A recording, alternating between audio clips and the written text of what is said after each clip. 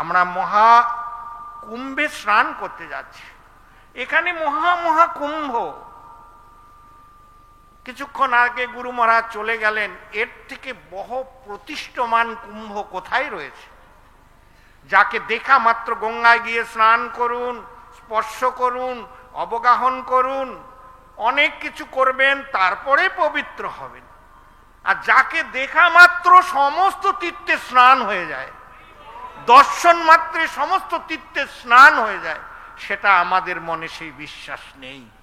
এটা মহাকুম্ভেরও মহাকুম্ভ এখানে বসে রয়েছে। প্রত্যেক দিনে অমৃতময় এই ভাগবত শ্রবণ হচ্ছে। এই জন্য আমরা এই শোনার অধিকারী হতে হবে। শোনার অধিকারী কি? গুরুদেবের কাছে একজন শিষ্য এসেছিলেন, এসে শিষ্যকে বলছেন, গুরুদেব, আমি আগে থেকে অনেক কিছু শিখেছি, আর কিছু শিখতে চাই, আপনার কাছে এসছি। গুরুদেব আর কিচ্ছু বললেন না, কোনো উত্তর দেননি, চলে গেছে। সেদিন আর একদিন এসেছেন, সেদিনে একই কথা বলছেন, কিছুই বলেনি, আবার চলে গেছেন। তৃতীয়বার আবার এসেছেন। এসে যখন তৃতীয়বারে এসেছেন, তখন গুরুদেব বলছে, তুমি এক কাজ করো, এই 2টা গ্লাসে জল ভর্তি করে ওখান থেকে নিয়ে আসো। 2টা গ্লাসে জল এনে বলছে, গুরুদেব জল নিয়ে এসেছি। বলছে, একটা গ্লাস আর একটা গ্লাসে ঢালো। বলছে, গুরুদেব কি করে ঢালবো? 2টাই তো ভর্তি। এটাই তোমার উত্তর, এটাই তোমার শিক্ষা। কারণ একটা গ্লাসের জল যতক্ষণ খালি না হবে, আর একটা গ্লাসের জল যাবে না। এই জন্য তুমি যে জ্ঞান নিয়ে এসেছো, ওইটা ডিলিট না করা পর্যন্ত কোনোটাই ঢুকবে না। তুমি যদি নতুন কিছু ঢুকাতে চাও, একটা গ্লাসের জল আর একটা খালি করলে পরেই ঢুকবে। এই জন্য গুরুর কাছে এইভাবে আসতে হয়। খালি আমি অজ্ঞান, আমার যোগ্যতা নেই, আমি পতিত, এইরকম নিজেকে যখন ভাববেন, তখন জ্ঞান আহরণ হবে। করুণা মানে বৃষ্টি। বৃষ্টি যখন পড়ে, কোন জায়গাগুলো আগে পূরণ হয়? নিচু জায়গা, গর্ত জায়গা পূরণ হয়, ওটা আগে ভর্তি হয়। কিছু যদি থাকে, ওখানে আর যাবে না কোনো বৃষ্টি। ঠিক গুরুদেবের জ্ঞানও সেভাবেই আসে। যেই দিন আপনি নিজে ভাববেন, আমি অযোগ্য, অকৃতজ্ঞ, আমি মূর্খ, আমার যোগ্যতা নেই, এখানে এসে প্রভুপাদ আমাকে যোগ্যতা দিয়েছেন, এইরকম যেদিন ভাববেন, সেই দিনেই আপনার আস্তে আস্তে ত্রিনাদপি শ্লোক উপলব্ধি হবে। এটাই রাস্তা। নিজেকে যদি ভাবেন আমি এত কিছু জানি, ম্যানেজমেন্ট করি, তাহলে আর হবে না। এই জন্য ভগবানের করুণা লাভ করার জন্য আমাদেরকে কি করতে হবে? এখানে প্রথম স্কন্ধে ভগবান এই ব্যাসদেব মুনিদের কাছে এইভাবে প্রার্থনা করে বলছেন, কি করে হবে আমার এই যোগ্যতা? শুশ্রূষ্য সদ্যধানস্য বাসুদেব কথারুচি সম্হাসপয়া বিপ্রা পূর্ণ তীর্থ নিষেবনাথ। হে ব্রাহ্মণ ঋষিগণ, সব রকমের পাপ থেকে সম্পূর্ণভাবে মুক্ত ভগবত ভক্তের সেবা করার ফলে মহৎ সেবা সাধিত হয়। এই ধরনের সেবার ফলে কৃষ্ণ কথা শ্রবণের আসক্তির উদয় হয়। ব্যক্তি ভাগবতের সেবা করলে গ্রন্থ ভাগবতের ভাষা উপলব্ধি করতে পারব, যোগ্যতা সম্পন্ন হবে। কিন্তু আমরা তা তো করি না। আমরা সাধু সেবা করার মনোবৃত্তি নেই। এই জগতে কি করে আমি ভালো থাকব, কি করে আমি শ্রেষ্ঠতা লাভ করব, আমি কি করে ভালো থাকার জন্য ব্যবস্থা করব। চৈতন্য মহাপ্রভুর আমলে বড় বড় রাজা, প্রধানমন্ত্রী, অর্থমন্ত্রী, জমিদার সবাইকে এই পথে নামিয়েছেন। নামিয়ে ওগুলা থেকে ত্যাগ করে ভগবানের ভক্তি প্রদান করেছেন। আমরা এখানে এসে দেখছি উল্টা প্রভুপাদের এই সোসাইটি।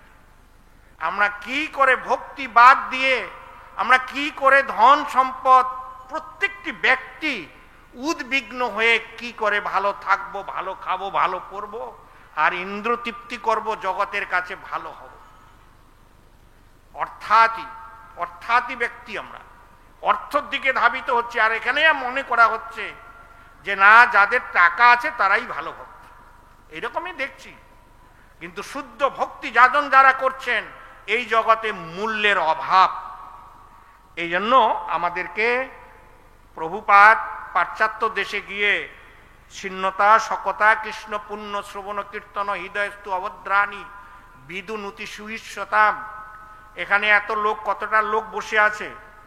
তো এই জন্য আমরা যদি চাই আমাদের অভদ্র নাশ করতে, বারবার এসে এই ভাগবত কথা শুনতে হবে, মহাসাগরে এই ডুব দিতে হবে না। প্রতিদিন গাচ্ছি নষ্ট প্রায়শু অভদ্রেশু নিত্যং ভাগবত সেবয়াম, ভাগবতে উত্তম শ্লোকে ভক্তির ভবতি নষ্ট। কি আমাদের কেন নষ্ট হচ্ছে না?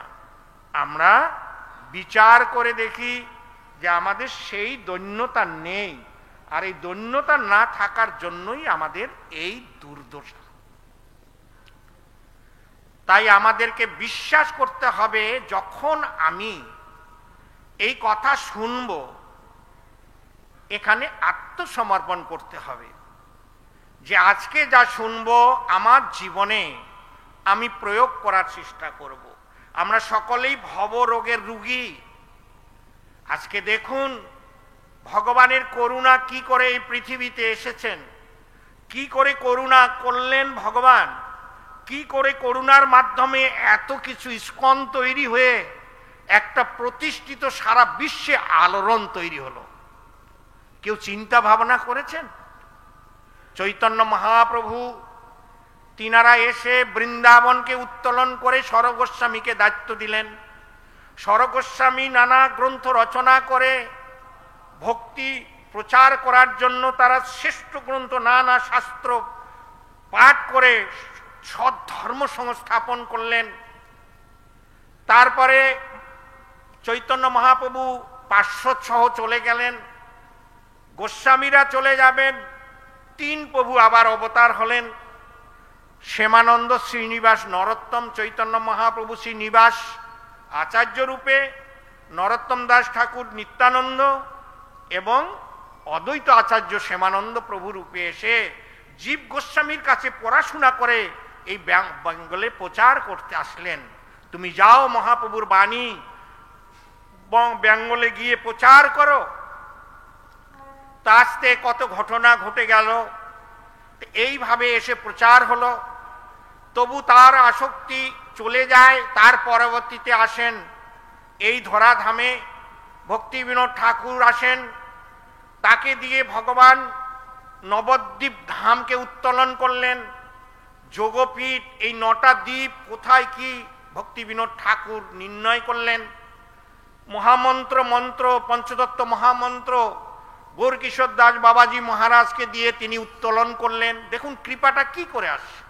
ভক্তি বিনোদ ঠাকুর তিনি জগন্নাথের কাছে গিয়ে, রাধা মাধব সখীবৃন্দ মহাপ্রভু পঞ্চতত্ত্ব নৃসিংহদেব কি, যখন ডিএম ছিলেন কেদারনাথ দত্ত, ভক্তি বিনোদ ঠাকুর জগন্নাথের কাছে প্রার্থনা করলেন। গুরু নিয়ে আসলেন বিমলা প্রসাদ ভক্তি সিদ্ধান্ত সরস্বতী ঠাকুর, তিনি আদিষ্ট হলেন প্রচার করো। হরিনাম শুরু করলেন। হরিনাম শুরু করে তিনি দৈববাণী হলেন যে তুমি প্রচার করো। তিনি প্রচার করে শান্তি পাচ্ছিলেন না। 64টি গৌড়ীয় মঠ, অনেক ভক্ত করে মহাপ্রভুর কাছে বলছেন আমি মনের মতো কাউকে খুঁজে পাইনি। ভবিষ্যৎবাণী তিনি জানতে পারেন যে যার জন্য তুমি অপেক্ষা করছো সে অচিরেই তোমার সঙ্গে সাক্ষাৎ হবে। সে সালটা ছিল 1922। 1896 সালে 1 সেপ্টেম্বর কলকাতা মহানগরীতে আবির্ভূত হয়েছিলেন। আমরা কয়েকদিন আগে এমআই থেকে এমসিএস থেকে গেছিলাম বাস নিয়ে, 2টা বাস দর্শন করতে কলকাতা ধাম দর্শনে গেছিলাম। দেখে আসলাম প্রভুপাদের জন্মস্থান, প্রভুপাদের প্রথম গুরুর সঙ্গে সাক্ষাৎ। তো এটা আমরা জানি পারত? এটা আমাদেরকে বিচার করতে হবে যে আমরা কি করে করুণা এখানে আসলেন। প্রভুপাদ ইস্কন তৈরি করলেন, প্রতিষ্ঠিত করলেন, করার পরে ইস্কন কি দিল বলুন? কে কি বলতে পারেন? ইস্কন কি দিয়েছে আমাদের বলুন? এক এক করে হাত তুলে বলুন। ইস্কন 1 নাম্বার গ্রন্থ দিয়েছে, প্রভুপাদের অপ্রাকৃত গ্রন্থ। এই প্রভুপাদ তার গ্রন্থের মাধ্যমে চৈতন্য মহাপ্রভুর কৃষ্ণ প্রেম লুকিয়ে রেখেছেন। নরোত্তম দাস ঠাকুরকে প্রেম দিয়েছেন চৈতন্য মহাপ্রভু, নিত্যানন্দ প্রভু। আমাদের ইস্কন ভক্তদের জন্য প্রভুপাদ প্রেম লুকিয়ে রেখেছেন তার গ্রন্থে। প্রভুপাদের গ্রন্থ পড়ুন, কৃষ্ণ প্রেম লাভের সাফল্য লাভ করবেন। প্রভুপাদের শিষ্যরা সকলেই সেই প্রেমে রয়েছেন, এখন তারা এখনো বিচরণ করছেন এই পৃথিবীতে। আমরা কত সৌভাগ্যবান। তারপরে প্রভুপাদ কি দিয়েছেন? সংঘ দিয়েছেন, সাধু সংঘ। এইরকম সংঘ কোথায় রয়েছে বলুন? প্রভুপাদ আমাদেরকে গুরু দিয়েছেন। আমাদের বর্তমান আচার্যগণ মহান মহান একজন আচার্য। প্রভুপাদ আমাদেরকে মহাপ্রসাদ দিয়েছেন এবং তারপরে তার গুরু বর্গরা, যেমন আমাদের গুরু মহারাজ আমাদেরকে কি দিয়েছেন? মায়াপুর ধাম দিয়েছেন। এত সুন্দর একটা পরিবেশ তৈরি করে দিয়েছেন। এখানে যে ব্যক্তি আসছে, পাষণ্ড ব্যক্তি আসলো, পাগল হয়ে যাচ্ছে মায়াপুর দেখে, কিন্তু আমরা মায়াপুরে থেকে কিছুই বুঝতে পারছি না। দুর্ভাগ্যজনক, বিরাট দুর্ভাগ্য। কারণ এই যে আমরা যদি ভগবানের এই আরাধনা না করব, নাম জপ সঠিকভাবে না করব, আমাদের জীবন কখনই সফল হবে না। এখানে প্রভুপাদ পরিষ্কার করে দিলেন শেষে নারদীয় পুরাণের নাম। কি নাম? হরে কৃষ্ণ কৃষ্ণ কৃষ্ণ হরে হরে, হরে রাম রাম রাম হরে হরে। লাস্টে তাৎপর্যে লিখেছেন কেবল বৈদিক মন্ত্র উচ্চারণ নাম। আর নাম করার জন্য কোনো কালাদি বিধি নিয়ম তিনি করলেন না।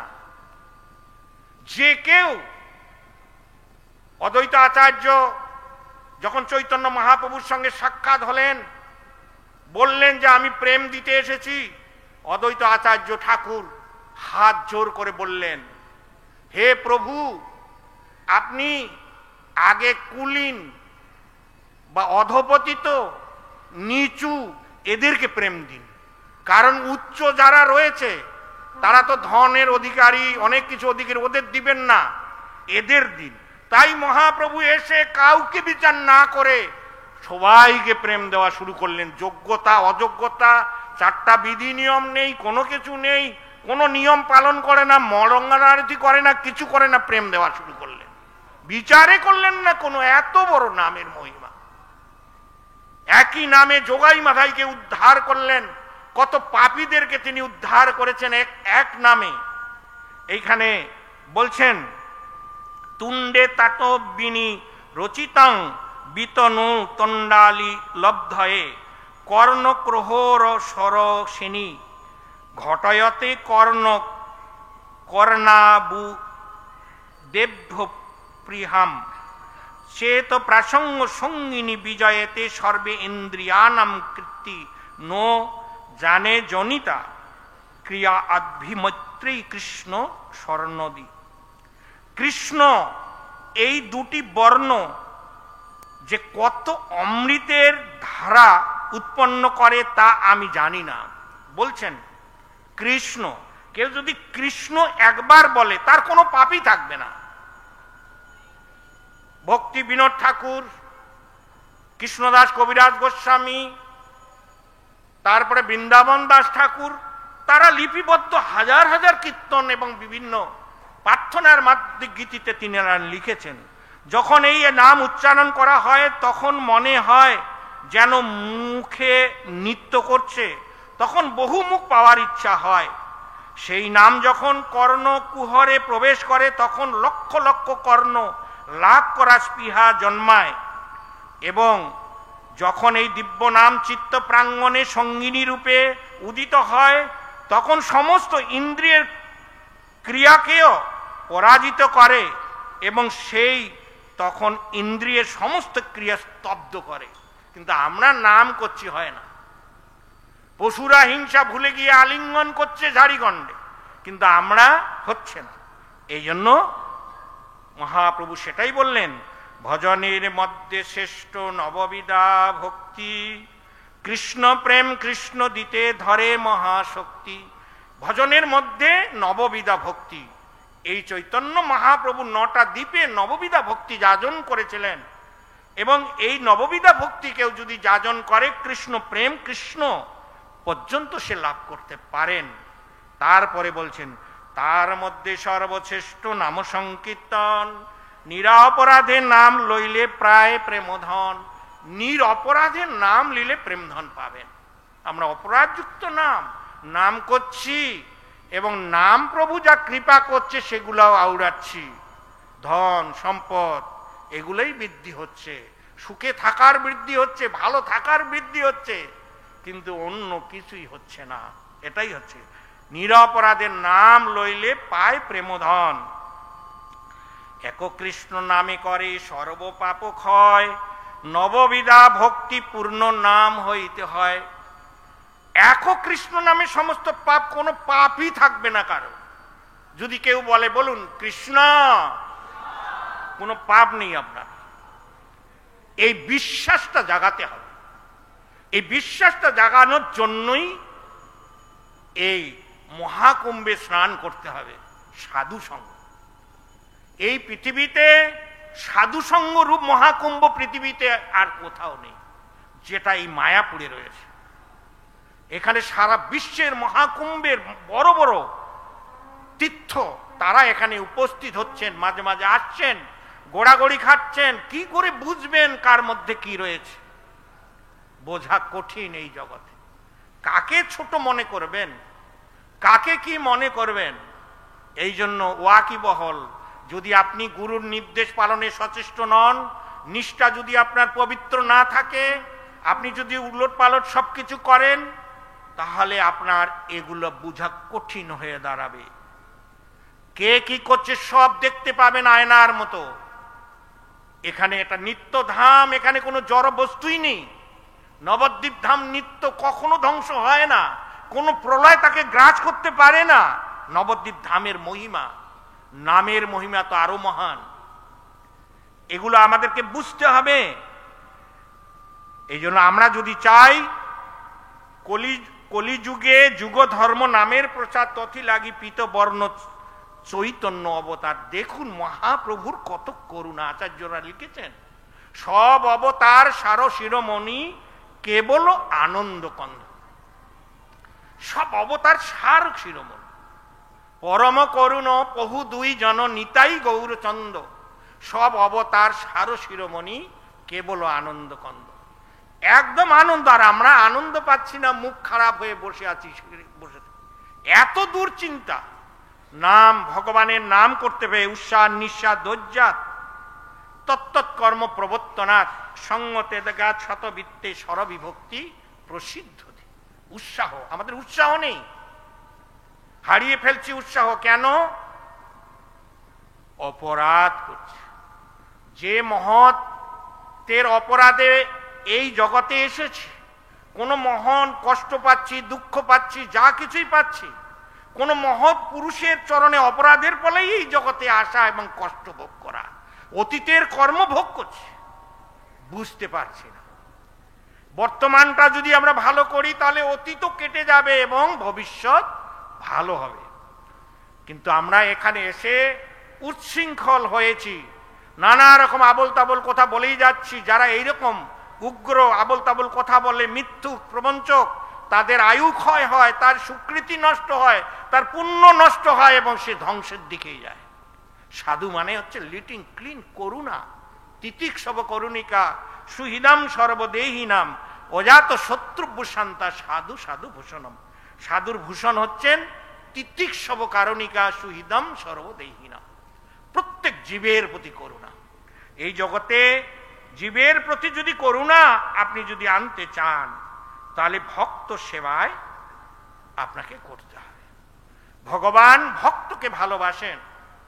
উদাহরণ দেওয়া হয়েছে, গাভী বাচ্চা জন্ম দেয়, একটা সদ্য সুন্দর গাভী, তার বাচ্চা জন্ম দিয়েছেন। তো বাচ্চা কিছুদিন পরে হাঁটতে শেখেন, দৌড়াতে শেখেন। আর বাচ্চাটা যখন নতুন রান দেওয়া, দৌড়ানো শেখেন, তখন কিন্তু মা স্থির থাকতে পারে না। কারণ মা প্রাণের থেকে অধিক তার বাচ্চাকে ভালোবাসে। যে মা জীবন লাভ করেছে ওই জানে বাচ্চাকে কত ভালোবাসতে হয়। প্রাণ ছুটে গেল তাকে আর কেউ আটকাতে পারবে না, বাচ্চার দিকে ছুটবে। তো একজন ব্যক্তি গাড়িটাকে দড়ি ধরেছে, আটকাতেই পারছে না, কন্ট্রোলই করতে পারছে না। কি করলে কন্ট্রোল করবে বলুন? কি করলে গাড়িটাও বশ হবে, আপনার পিছে পিছে হাঁটবে? কি করলে? বাচ্চাটাকে, বাছুরটাকে ধরে যদি কোলে নেয়, তোমার পিছনে পিছনে হাঁটবে। ভগবানকে ধরতে চান? ভগবানের ভক্তকে ভালোবাসুন, ভগবান আপনার পিছনে পিছনে হাঁটবে। এটাই শাস্ত্রীয় বিধান। কারণ ভগবান তার ভক্তকে অত্যন্ত ভালোবাসেন। আর এই ভক্তর ভালোবাসা পাওয়ার জন্য আত্মসমর্পণ, ভক্তের নির্দেশ পালন করুন, গুরুর বাক্যকেই একমাত্র শিরোধার্য করুন। আমাদের প্রভুপাদ ভক্তি সিদ্ধান্ত সরস্বতী ঠাকুর তার একটা বাণী করুণায় সারা পৃথিবী কাঁপিয়ে দিয়েছেন। একটা করুণা, বলছে তুমি তোমার মতো শিক্ষিত যুবক থাকতে পাশ্চাত্য দেশে পাশ্চাত্য ভাষায় ভগবানের বাণী প্রচার হবে না কেন? এই যে উনি গ্রহণ করেছেন, ইনি আমার গুরু, আর এই বাক্যটাকে ধরে রেখেছেন। লেখা শুরু করলেন 1974 সাল থেকে, গেট ব্যাক টু গডের লিখতে লিখতে এত গ্রন্থ রচনা করে দিলেন। সারা পৃথিবীতে শুধু একটাই, নিউ ইয়র্ক শহরে গিয়ে ভিয়েতনামের যুদ্ধ, সেখানে গিয়া হরিনাম করলেন। আর সেই হরিনামের ফলস্বরূপ আজকে আমরা সারা বিশ্বের মানুষ এই মায়াপুরে রয়েছে। কে করাতে পারে এটা? শুধু একটাই করুণা। গুরুদেবের একটু করুণা যদি কারো প্রতি বর্ষিত হয়, কোন মহাত্মার যদি কোনো করুণা আপনি পেয়ে থাকেন, এই পৃথিবীতে আপনি শ্রেষ্ঠতা লাভ করবেন। এটাই হচ্ছে শ্রেষ্ঠতা লাভের উপায়। তো এই জন্য আমরা যদি চাই গুরুদেবের কাছে যেতে, গুরুদেবের বাক্যকে নিষ্ঠার সঙ্গে পালন করার চেষ্টা করুন। নীতি নিয়ম রাখুন, নিষ্ঠা রাখুন। আজকে এত করছি, কালকে এত করছি না, কোনো নীতি নিয়ম নেই। কখন কি করছেন নিজেও জানেন না, কত কি করছেন। রুটিন লাগবে ভক্তি জীবনে। ভগবদ গীতায় ভগবান সেটাই বলছেন। গীতায় অর্জুন আত্মসমর্পণ করলেন। কার্পণ্য দোষ অপহত স্বভাব পিচ্ছামিতাম ধর্ম সংমূঢ়চেতা যশ্রেণ সুনিশ্চিত ব্রূহি তস্মে শিষ্যস্তে হহমাম সাদিমাং তাং প্রপন্নম। আমি সর্বান্তকরণে কিম কর্তব্য বিমূঢ় হয়েছি অজ্ঞানতার কারণে। আমি কিছুই বুঝতে পারছি না কোনটা করা উচিত, কোনটা করা উচিত নাই। তাই তোমার চরণে আমি আত্মসমর্পণ করলাম। তুমি আমাকে শিক্ষা প্রদান করো, আমার সংশয় নাশ করো। ভগবান প্রথমেই বলেছে, তুমি আমাকে লাভ করতে চাও? তোমার আপনজন, তোমার মায়া মোহ যার প্রতি আছে, ওগুলার থেকে আগে তোমাকে বিচ্ছেদ করব। এই জন্য তার আত্মীয় স্বজন সবাইকে বিচ্ছেদ করে দিলেন। যেটা তার মায়া মোহ আছে, ওগুলাকে থেকে আলাদা করে দিলেন। ঘোরার পরে এমন পিচিং করলেন, তারপরে তিনি স্বীকার করলেন, সর্বমেতাদৃতম মন্যে, তুমি যা বলছো অত্যন্ত সত্য। আজকের থেকে করিষ্যে বচনং তব, আমি তোমার বাক্য ছাড়া কারো কথা, আমার জন্য আমি যুদ্ধ করব না। তোমাকে প্রসন্ন করার জন্য যুদ্ধ করব, তোমাকেই প্রসন্ন করব। এটাই হচ্ছে সাফল্যের চাবিকাঠি। বুদ্ধিযুক্ত জহাতিহ উভয় সুকৃতে দুষ্কৃতে তস্মাৎ যোগয়া যুঞ্জস্য যোগ কর্মসু কৌশলম। হে অর্জুন, তুমি ভগবত ভক্তি অনুশীলন করো। তুমি যদি ভগবত ভক্তি অনুশীলন করবে, এ জীবনে এই সমস্ত পাপ পুণ্য উভয় থেকে মুক্ত হতে পারবে। নিষ্কাম কর্মযোগের অনুষ্ঠান করে, এটাই সর্বাঙ্গীন কর্মকৌশল। বুঝুন অর্জুনকে কিভাবে বুঝাচ্ছেন ভগবান। তা আমরা আত্মসমর্পণ করেও বিভ্রান্তি হয়ে যাচ্ছি, কে কি বলছে বিচার করছি, কিন্তু গুরুদেব এত কিছু বলে যাচ্ছে, তার কথায় আমরা কোনো কান দিচ্ছি না। এই হচ্ছে আমাদের দুর্দশা। আমি আমার জন্য ব্যবস্থা করছি, কি করে কি করব, এগুলো নয়। ভক্তি অনেক আলাদা। চৈতন্য মহাপ্রভু এই কৃষ্ণ প্রেমটাকে অনেকভাবে বিচার করেছেন, বিচার করে দিয়েছেন। ব্যক্ত করি ভাগবতে কহে বারবার, কলিযুগে যুগ ধর্ম নাম সংকীর্তন সার। আর 3 যুগে ধ্যানাদি যেই ফল হয়, কলিযুগে কৃষ্ণ নামে সেই ফল পায়। আর 3টা যুগে যে ধ্যান, যজ্ঞ, অর্চন, এই হরিনাম করলেই সমস্ত যুগের ফল সব কিছু পাবেন। বিশ্বাস নেই যে এত কিছু দিতে পারে নাম। কলিকালে আর নাহি কোন ধর্ম, বৈষ্ণব শাস্ত্র এই কহে মর্ম। তো বৈষ্ণব ও বৈষ্ণবের শাস্ত্রের অনুগমন করা ছাড়া কলিকালে আর কোনো ধর্ম নেই। সমস্ত শাস্ত্রের এটি হচ্ছে মর্ম কথা। এই জন্য নাম করতে হবে, হরে কৃষ্ণ কৃষ্ণ কৃষ্ণ হরে হরে, হরে রাম রাম রাম হরে হরে। এই হচ্ছে আমাদের দুর্দশা। সেই তো সুমেধায় আর কুবৃদ্ধি সংসারে, সর্বযজ্ঞ হইতে কৃষ্ণ নামযজ্ঞ সংসার নামযজ্ঞ সার। তো বলছে এই সুমেধা ব্যক্তিরা পাচ্ছে, কিন্তু আমরা যারা সুমেধা হওয়ার চেষ্টা করছি না, আমাদের মধ্যে নাম প্রভুরও কৃপা হচ্ছে না। নাম করছি, কিন্তু নাম আমরা করার যে যোগ্যতা সেটা হারিয়ে ফেলেছি। এই হচ্ছে আমাদের দুর্দশার কারণ। আমরা একে অপরের প্রতি ঈর্ষা পরায়ণ হয়ে আমি এত কিছু জানি, কিছু জানে না, এইরকম বহু কিছু চলছে। আমরা ভাবি হীরা অত্যন্ত দামি, আয়নার থেকে হীরা মহান, অনেক দাম। একটা আয়নার আর কত দাম, কিন্তু হীরাটা পড়ার পরে আয়নার কাছে গিয়ে দেখতে হয়। দামি না হলো কাকে ছোট মনে করবেন? এখানে বাগানে ফুল তুলে, আমাদের অর্জুন অনেকে ফুল তুলে হয়তো ফুল গাছটায় দুমড়ে মুছে তুলছে। ফুল কি রেগে যায় যে কালকে দিব না? উনি যতই দুমড়ে মুছে দাও, প্রতিদিন প্রভুর সেবার জন্য তিনি নতুন নতুন ফুল দিচ্ছে। এটা হচ্ছে আধ্যাত্মিকতা, এরই নাম হচ্ছে ভক্তি। এইভাবে আমাদের চিন্তাধারা করতে হবে। এই জন্য তিনি নতুন নতুন ফুল, মৌমাছির উদাহরণ দেওয়া হচ্ছে ভগবত ভক্তি। মৌমাছি মধু সংগ্রহ করে মৌচাক তৈরি করেন, আর এই মৌচাক তৈরি করে মৌচাক কিন্তু মাছিরা একটাও খান না, মানুষে নিয়ে গিয়ে সেটা ভগবানের সেবায় লাগায়, খায়। মৌচাক যে এত কষ্ট করে তারা মধু সংগ্রহ করছে, তার কি রেগে যায় কখনো? বলুন, রেগে যায়? ওরা ওটা ভাবে না, ওরা ভগবানকে ধন্যবাদ দিচ্ছে, হে ভগবান আমাদের এমন সেবা দিয়েছো, এই মধু সংগ্রহের কাজটা আমাদের দিয়েছো, এই কাজটা আমরা পেয়েছি, আমরা ধন্য। ভগবানের ভক্ত মানে এইরকম নিরীহ থাকবে, প্রত্যেকের জন্য অপরের কল্যাণের জন্য জীবনকে উৎসর্গ করতে হবে। ঠিক এইভাবে যখন আমরা চলবো, তখন আমাদের জীবনে কিছু এখানে থাকলেও কিছু বুঝতে পারবো। এই জন্য আর 3 মিনিট আছে, আর একটা গল্প বলে শেষ করব। একজন ভক্ত, তিনি কি করতেন, এই মন্দিরে আসতেন, মন্দিরে এসে ভগবানকে দর্শন করবেন, কিন্তু দর্শন করতে পাচ্ছেন না। সবাই দর্শন, ওই সাধু এমনই ভালো ছিলেন, উনি জপ করতেন, ভালো সাধু, বৈষ্ণব সবাই উনাকে ভালোবাসতেন, কিন্তু মন্দিরে এসে ভগবানকে দর্শন করতে পারলেন না। খুব খারাপ ভাবছেন, কেন দর্শন করতে পারছি না, কেন দর্শন হচ্ছে না? অন্যরা সবাই গল্প করছে, হ্যাঁ দর্শন করছি, তুমি কেন পাচ্ছ না? ও পরপর 3 দিন আসলেন। ভগবান কত করুণাময় দেখুন, 3 দিন আসলেন, কিছুই দেখতে পাচ্ছেন না। সবাই দেখছে, রাধা মাধব সবাই আছে, উনি দেখতে পাচ্ছেন না কিছু। তখন নিজেকে ভাবছে যে আমি এত পাপী, এত খারাপ, এত জঘন্য, ভগবানের দর্শন হচ্ছে না, এ জীবন আর রাখবো না, সুইসাইড করব, গঙ্গায় গিয়ে দেহত্যাগ করব। তিনি সংকল্প করে মৃত্যু দিকে যাচ্ছিলেন। ওখানে একজন গঙ্গার পাড়ে বসেছিলেন, কুষ্ঠবেদী, পায়ে টায়ে হাতে কুষ্ঠবেদী।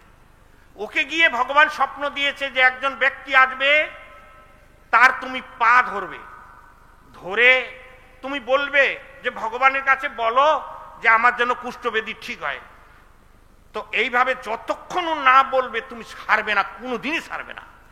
এইভাবে ভগবান ওই কুষ্ঠবেদী লোকটাকে বললেন। আর এ যখন যাচ্ছে মরবেন, ও পা পাকড়ে ধরেছে, বলছে দুইট আমি ভগবান দর্শন করিনি, আমি পাপী, আমি দেখতেই পাই না ভগবানকে। যে তুমি একবার বলো যে হে ভগবান এই লোকটার কুষ্ঠবেদী ঠিক করে দাও। ও কিছুতেই বলবে না, বলতে বলতে বললো, বলছে ঠিক আছে তুমি বলছো, বলছি। বলার পরে সঙ্গে সঙ্গে ওর কুষ্ঠবেদী ঠিক হয়ে গেল। আর যখন ঠিক হয়ে গেল, ও চিন্তা করছে, ও তাহলে আজকে মরবো না, এই তো ভগবান কথা শুনলো। তারপরের দিনে ভগবানের কাছে আসছে, রাধা মাধবের কাছে। সেদিন পরিষ্কার দেখতে পাচ্ছে ভগবানকে, কথা বলছে। তখন জিজ্ঞাসা করছে, প্রভু এতদিন দেখতে পাচ্ছিলাম না, তুমি জানো তুমি আজ পর্যন্ত আমার কাছে কিছুই চাওনি। যে আমার কাছে কিছু চায় না তার আমি অনন্য ভক্ত। যেমন হনুমান ভগবানের অনন্য ভক্ত, উনি কোনো দিনের জন্য নিজের জন্য কিছুই চাননি, এই জন্য ভগবানের অত্যন্ত প্রিয়। কে? হনুমান। ইনি কিছু চায়নি, এই জন্য ভগবান উনাকে বলছে তুমি আমার কাছে কিছুই চাইনি, লেনদেন নেই, দর্শন দিব কি করে? তাই তুমি আজকে আমার কাছে চেয়েছিলে ওই লোকটার কুষ্ঠবেদীর জন্য, তাই দর্শন করছি। তা আমরা অপরের কল্যাণ করার জন্য জীবনকে উৎসর্গ করুন, জীবনে সাফল্য অবশ্যম্ভাবী। হরে কৃষ্ণ কৃষ্ণ কৃষ্ণ হরে হরে, হরে রাম রাম রাম হরে হরে। রাধা মাধব কি, জগৎগুরু ছিল প্রভুপাদ কি, হরিনাম সংকীর্তন কি, হরে কৃষ্ণ মহামন্ত্র কি, নিতাই গৌর প্রেমানন্দে।